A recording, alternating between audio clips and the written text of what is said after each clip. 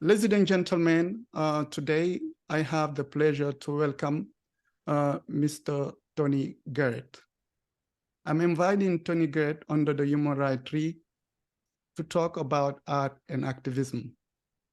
But before we head to that subject, I would like first to say, Mr. Garrett, thank you for joining me under the UTHRT tree. Thank you, Alpha. Thank you so much. So often I start by asking people who they are. Who is Tony, for the people who don't know you? Well, people in the neighborhood, people in the community that I've been drumming with know me as Tony Garrett. They also know me as Toneji Garrett, a middle name, a middle moniker I picked up along the way as far as differentiating myself from other people named Tony Garrett. Because if you go on the internet, there's a Tony Garrett drummer somewhere in Seattle, and Tony Garrett the lawyer, and Tony Garrett. But to distinguish myself as a musician, I picked up the middle name of Toneji. So, but basically, it was just to differentiate myself from others. Because if people go on the internet, they search for my name, they would see so many other names with that same name.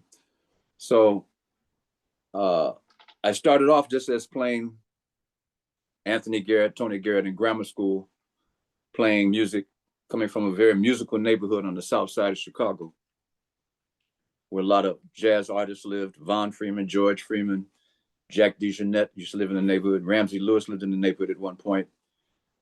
Even to this day, there are a lot of good musicians that come from that neighborhood. Daryl Jones, who's the bass player with the Rolling Stones, comes from my neighborhood, as well as the late Terry Morissette, drummer, who used to play with Ramsey Lewis. Red Saunders Orchestra lived on my block. Albertina Walker and the Mighty Clouds of Joy, a gospel group, lived across the street from me. So I grew up always hearing music in my neighborhood and knowing these people and knowing their siblings, or knowing their children rather. Some of their children and I were friends, and we started forming groups, musical groups of our own in the neighborhood. In addition to that, I played in school band playing trumpet, not drums, and singing in the school and the church choir. So my musical background starts from a very early age, from the age of 6 or 7, actually playing the trumpet. My father was a jazz trumpeter back in the late 20s, early 30s, from New Orleans, Mississippi area, playing the riverboats up and down from New Orleans to Memphis. My brother was a jazz guitarist with the AACM. So I was always surrounded by music constantly. So there was no choice for me not to go into music, because it was just there. If I wasn't playing music, music was being played in my home constantly, jazz music. Later on in years, I became more involved with R&B music, because living on the south side of Chicago, the two genres of music that were very predominant were either the blues or rhythm and blues. My father, coming from Greenville, Mississippi, which is the home birthplace of the blues, the Delta, I couldn't escape that. My father didn't play the blues, my father played jazz, but I would always have an ear out for blues, because in the neighborhood, there was so many places that did play blues, so nightclubs, Queen Bee Jazz Club on the south side of Chicago. As a child, I used to ride my bike over there and just sit outside and listen to jazz musicians play. Muddy Waters, Howlin' Wolf at Queen Bee back in the early 60s. So music was always in my neighborhood. And like I said, the guys I grew up with in my neighborhood were children of some of these jazz musicians. Red Saunders, I knew him. He was like an uncle to me. So I'd always go down to his house and sit in and watch the orchestra play on Wednesday nights in the basement of his home, a 26-piece band playing in the basement of his home every Wednesday night. I would sit on my front porch and listen to Mrs. Walker across the street and the Mighty Clouds of Joy rehearsing on Saturday mornings. So I had gospel across the street, R&B down the street. So as years went on and I came out of my preteen years, I was very much witness to the Shy Lights growing up. Shy Lights, a Chicago-based group. Carl Davis being the manager of the Shy Lights and the owner of Brunswick Records. His daughter was one of my very first girlfriends. So I would always go over to their house, and then Tyrone Davis and the Shy Lights and all these guys would come there. So I got a chance to meet all these guys. So music was always around. And with trumpet, I was playing trumpet and singing. I mean, we even had a neighborhood doo-wop group. A lot of people won't remember doo-wops, but doo-wop was a group of guys standing underneath a street light singing in harmony, no instrumentation, a cappella, just singing, like the Impressions, Curtis Mayfield, all these groups we emulated because we were young and we wanted to sound like them. You know, some of the guys that were in the choir with me at the church, we were on Friday nights, we'd get outside and just on a hot Friday night, we'd just stand on the street corner and just harmonize the latest tunes. So, and then playing trumpet also, that was my other venue for playing R&B. So hearing you, basically, you grew up in the South Side of Chicago, right, and you grew up surrounded by music and culture. Can you, everywhere. Can you just name the neighborhood where you grew up and how you look like growing up at, because we have a lot of bad image about the South Side nowadays, right? With gang shooting and all those, sometimes for real, for sometimes mostly in any case stereotyping. But can you take us back to those days where you go outside and sing? You were surrounded by musicians, and what was the name? Also, what was the name of the neighborhood where you? The name of the neighborhood is Park Manor neighborhood, which basically was from 69th and King Drive, 69th and Cottage Grove, all the way over to as far south as 79th and Cottage Grove, all the way over to State Street. That was basically Park Manor. What they call it now is Greater Grand Crossing. The name has kind of changed over the years because politics, I guess you can say. But that would be when it was known as Park Manor. This is before Martin Luther King Drive was known as Martin Luther King Drive. This is back when it was called South Park Avenue. So this was 1964, 1965, 68, 67, basically, all the way up to about 68. And like I said, music was everywhere in the neighborhood. You could not escape it. And it was basically a refuge for me to be away from some of the gangs that were in the neighborhood. Now, the gangs back then in the neighborhood weren't as treacherous as they are now. There were gangs that would chase you, beat you up. At the worst, you would get stabbed, but not like now, you know. So, and the thing was, if you lived in a neighborhood where you were a musician and you had a certain group of musicians that you were always around, some of the gang members would respect you because they're like, okay, he's not a gang member. He's one of the musician guys in the neighborhood that creates the music that's being creative. So that was my refuge. Not to say that I didn't get approached by gangs, constantly being approached by gangs, but once they knew who you were, they would leave you alone. So I see. So do you recall the first time djembe as an instrument come to your life? Well, during those years, the late years of the 68, 69, I started venturing out of the neighborhood, going over to Hyde Park, going over to what they call the Point, Promontory Point. And then from Promontory Point down to 63rd Street Beach. Now, 63rd Street Beach in the summertime was notoriously a place for musicians, percussionists to gather, conga players, bongo players. And for the very first time, I saw a djembe there. Now, this was a place where I would go to because in my neighborhood, it was very much segregated. It was just basically African Americans, maybe a few Puerto Ricans. But in Hyde Park, you had a little bit more diversity. And at the 63rd Street Beach, which was just south of Hyde Park, you would have drummers coming from Cuba, Haiti, Africa, all the diaspora countries where they would come and play conga, bongo, djembe, talking drum. So all these drums I saw for the first time. Well, not the conga and the bongo. Conga and bongo I saw even with the R&B groups. But djembe and talking drum, and then later on the dun dun drum, I became familiar with from my exposure at 63rd Street Beach.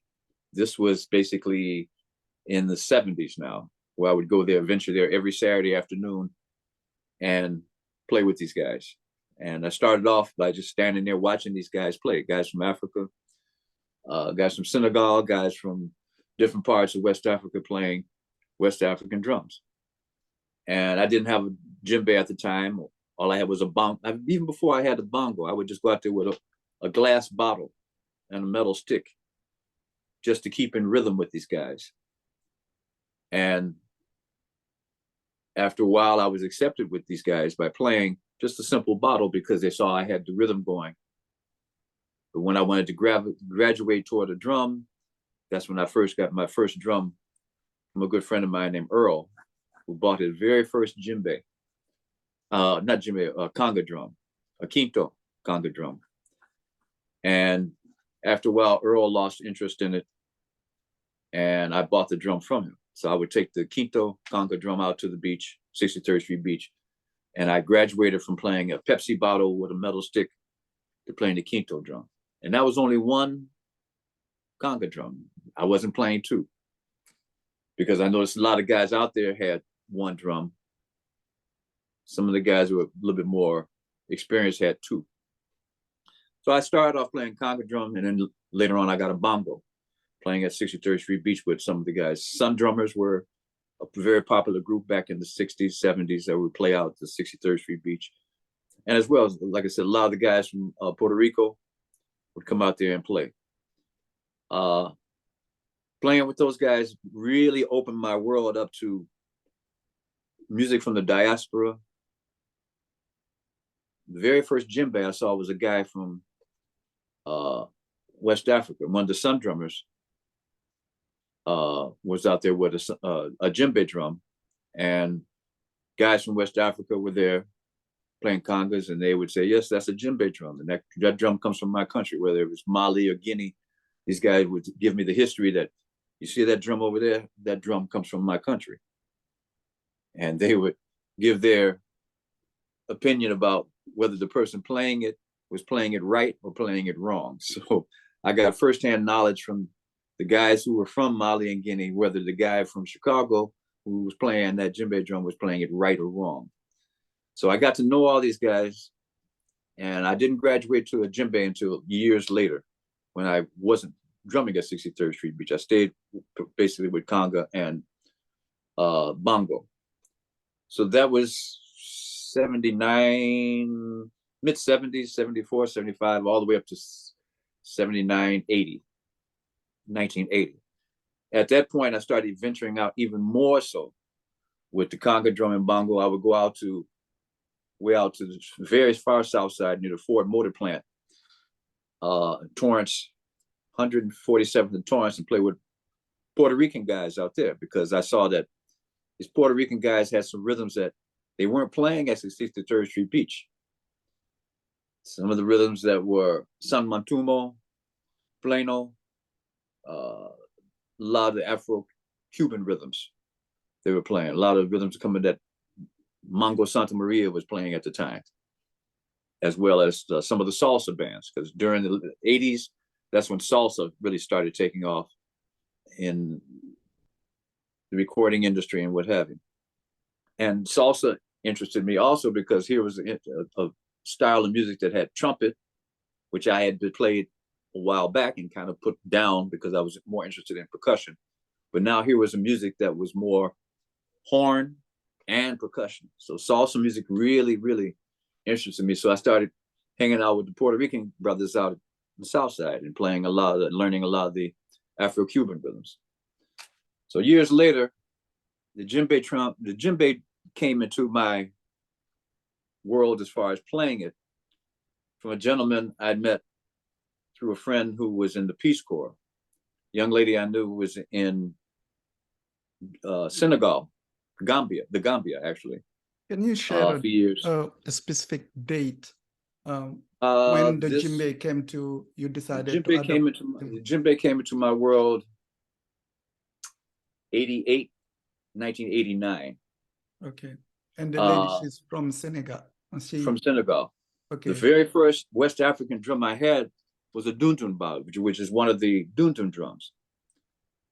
I had this drum, interested, and I picked it up from a guy I knew on the west side of Oak Park, a gentleman named Michael Taylor, who was very instrumental in bringing African drums to this country. So I bought one from him, not knowing how to play it. But just so happened that this friend of mine, Nicole, that was in Senegal, wrote me a letter. This is before the internet. Wrote me a letter saying that she was coming to the States. She married a guy in the Gambia, and they were coming back to the States, and he was a master drummer, a master djembe maker, dundun player, and it was a griot from the Gambia, a gentleman from the Wolof tribe named Samba Kumba Ngom. Okay. So Samba came to this country, and he and I became inseparable. He was my very first West African teacher, showing me how to play the dundun drums and the djembe. So Samba and I did very, very varied performances together, whether festivals, where we did a recording that he did. And he opened up my whole world to West African music as far as different rhythms, what the rhythms meant, where the rhythms came from, and the purpose, the function of these rhythms. Certain rhythms in West Africa, as you know, have a certain function, whether it's for baptisms, weddings, celebration of a harvest, or what have you. So Samba really opened up my world to that as far as djembe and dundun. Not only how to play it, but the meaning behind the drum, the whole history of the djembe drum, the whole history of the dundun drum, being from Mali from before the 16th century. So with Samba and I playing, I introduced him to a lot of other people that I knew that were also interested in learning West African music. And just so happened that some of these guys were starting to hook up with Mamadi Keita. So Mamadi would come to Chicagoland area and do workshops once or twice a year. But because Samba lived right here in the Chicagoland area, in fact, right around the corner from me, his exposure to my friends as far as learning West African rhythms was a little bit more easier because Mamadi would only come in once or twice a year. So that opened up myself to many other guys that were interested in djembe and dundun drums. And we would all gather together, whether at a park, lakefront, and play these rhythms that were taught by Samba or these rhythms that were taught by Mamadi. Can you just describe a little bit the relationship between student and teacher when it comes to you and Samba? Was it challenging?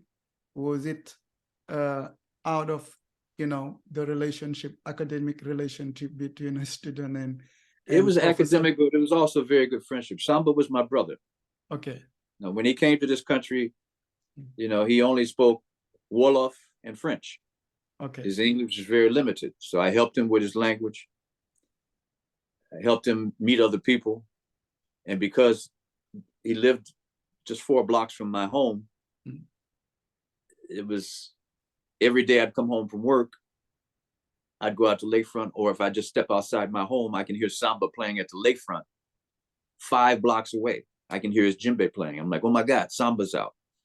So I'd go over there and play. Or we would call each other and I'd say, Samba, let's get together and play. It was very cordial. He was like my brother. So it's like giving and receiving, if I have. It was very much giving and receiving. He opened the door to African culture, right, to you, and he used the opportunity basically to create a network and help him go navigate through the American culture. Right, right. Was it challenging in the beginning to learn the instrument, despite your musical background? it was not so difficult as far as rhythm and tempo was concerned. Because like I said, I was playing conga and bongo prior to that. But the technique in playing a conga drum or a bongo drum as opposed to playing a djembe drum or a dunu drum is quite different. And Samba would correct me on that. He said, no, that's not a conga you're playing. That's a djembe. This is the technique you play. Can you share a few of the differences for the people who are not versed on drumming? With a conga drum, you basically, if you're playing two drums, you basically have to have the dexterity of moving your right arm to the drum that's to your right. If you're playing three conga drums, you have to have the dexterity of moving your left arm to the third drum to your left. Djembe drum is only one drum. The technique on a conga drum, when you do a slap, is basically a cupped hand, basically so, and the fingers come down, the tip of the fingers come down and slap. Djembe slap is quite different. Now, Senegalese do their slaps a little bit different. Senegalese and people from the Gambia do their slaps a little bit different than people from Mali or Guinea. Open fingers, relaxed fingers on the edge of the drum for a slap. Senegalese, Gambia style, Mali Guinea style, Mali Guinea style rather, a little bit more into the drum, similar to a conga, but fingertips only, come down. So that's just one of the techniques. That's the difference between conga and djembe playing in Senegal versus djembe playing in Mali or Guinea. So with Samba teaching me, and Samba also played talking drum. So that was my first exposure to playing talking drum. He taught me techniques on talking drum, dun drums, because he told me, I said, my very first drum before I bought a djembe was a very large dun ba, the largest of the dun drums. He told me, he said, if you want to learn djembe, first learn your dun drums and then play djembe. He says, it's like building a house. You want to have a foundation and then you want to build on top. Because with West African drumming, it's djembe and dun playing together. But the djembes are following the tempo of the dun drums. The dun drums hold the foundation. I see. The djembes are the support and the icing on top as far as what the soloist is doing. So I backed off of the djembe, trying to learn djembe through him, and went back to really getting some intense dun instruction from him. So, as well as the people that I introduced him to, they were doing the same thing. They basically were just going straight into djembe without learning dun techniques first. So everybody kind of backed off djembe and was learning dun, and then go back to djembe, because when you're learning rhythm, it's a whole lot easier to learn it from the bottom up. So Samba really opened up the world to me as far as West African culture. And he was, like I said, he was also a griot. So Samba would play and he would tell these stories while he's playing, and as a griot would do. And it was very interesting. Samba liked to have a little drink sometimes. So Samba, being a griot, sometimes having too much to drink, I would have to, being his brother, I'd have to remind him, we're doing a performance, Samba. You know, you can't have too much to drink because you're slurring your words, man, you know. So nobody wants to hear you slurring your words when they're really interested in your story, telling a story of West African history or West African society or storytelling. Okay. So, like I said, Samba was like a very, very much like a brother to me. And he would chastise me about things that I would do. I would chastise him about things that he was doing. Even with his relationship with his wife, they would have problems. He would call me and say, oh, she's driving me crazy, man, blah, blah, blah. I'm like, Samba, you know, sit down and talk this out, man. Don't do anything crazy, you know, because you're in America now. You can't do things like you do in Africa. So yeah, in Africa, often they say man is the medicine of man. And I feel like your relationship with your teacher Samba was not only on the drumming level, but it was more into friendship, family issues and things, you know, somebody you can talk to when you are them. But in your drumming journey, besides Samba, did you had the chance to meet other teachers? Strikingly so, years later, another friend of mine who was in, now you know this person, Zoe and Michael, who used to have a shop in West Rogers Park called UTHRT that sold African artifacts, jewelry, fabric, instruments. Zoe was a white woman who lived in Mali. Yes. And Zoe would come back to Chicago periodically to sell her goods along with her son, Michael, at different festivals, World Music Festival, Old Town School of Medicine, School of Music, or what have you. Yes. So Zoe, while she was in Mali, sent me a letter. And again, this is before the internet. Sent me a letter telling me that she had met a gentleman in the refugee camp in Mali from the Congo, a gentleman by the name of Tabir.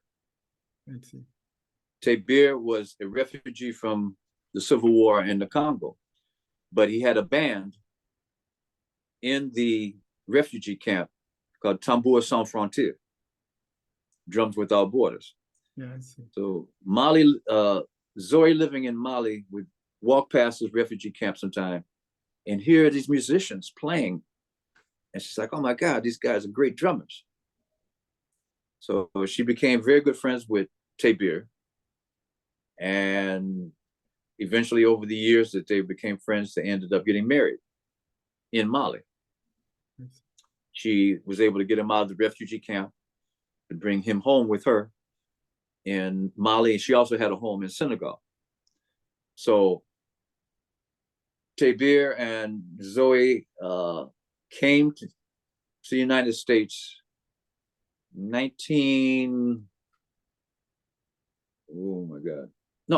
2008.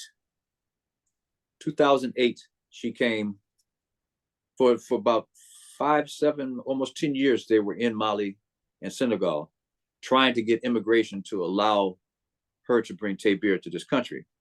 Because of the age difference between Zoe and Tabir, they kind of frowned upon the wedding, the marriage, saying, no, this is a marriage of convenience. So I wrote a letter to immigration saying, no, this is truly a marriage of not of convenience, a marriage of true love, and that I stood up for them as far as, you know, it being an actual marriage. So you did also have the opportunity to learn from Tabir? Oh yeah, Tabir came to this country in July, I can tell you the exact date, July 8th, 2008. He came to this country. And again, just like Samba, Tabir, his English is very limited. He came just basically with the clothes on his back. And he also came with along with Zoe, multitude of drums. We had to go out to O'Hare Airport. They had a container of drums sent from Africa of 26 djembes. Yeah. Okay. Things from Africa that Zoe was bringing over to her shop here that Michael was running in Rogers Park here. I see. So Tabir and I became very good friends, just like with Samba. By this time, Samba had disappeared. He'd gone to live in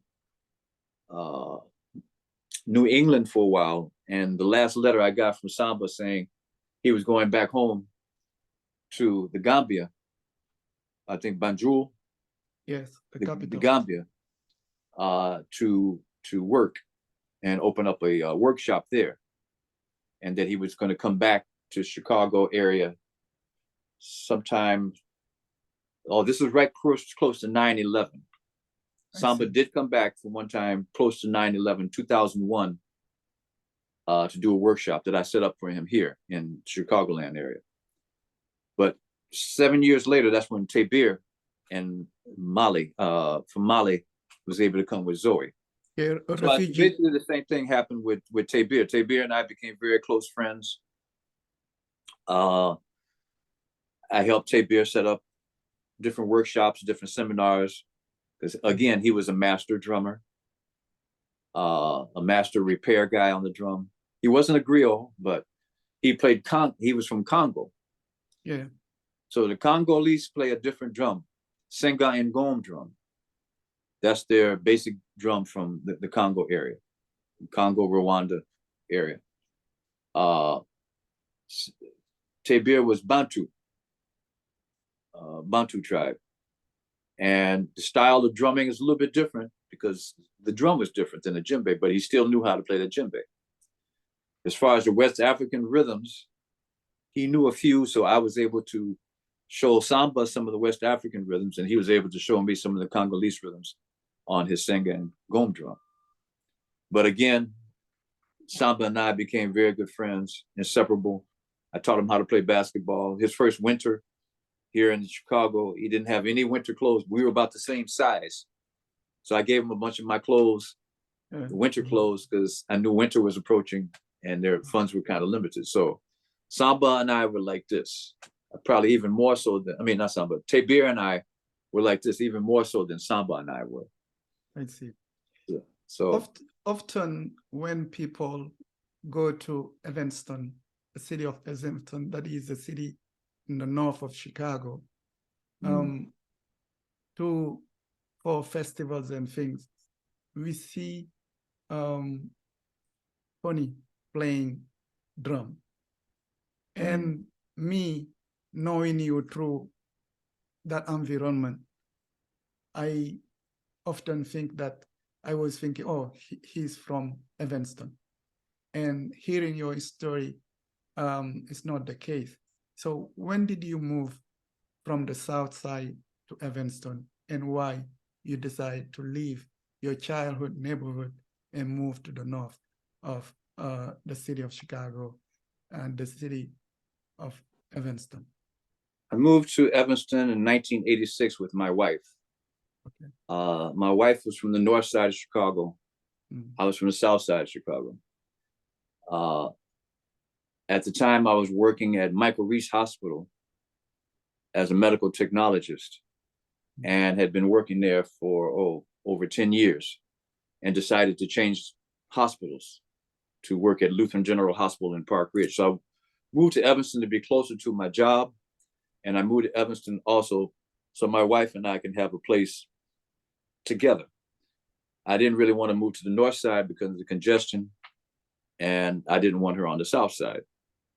So we moved to Evanston. We found a common ground place in Evanston to move that was easier for me to get to my new job and for us to start a new life together in Evanston.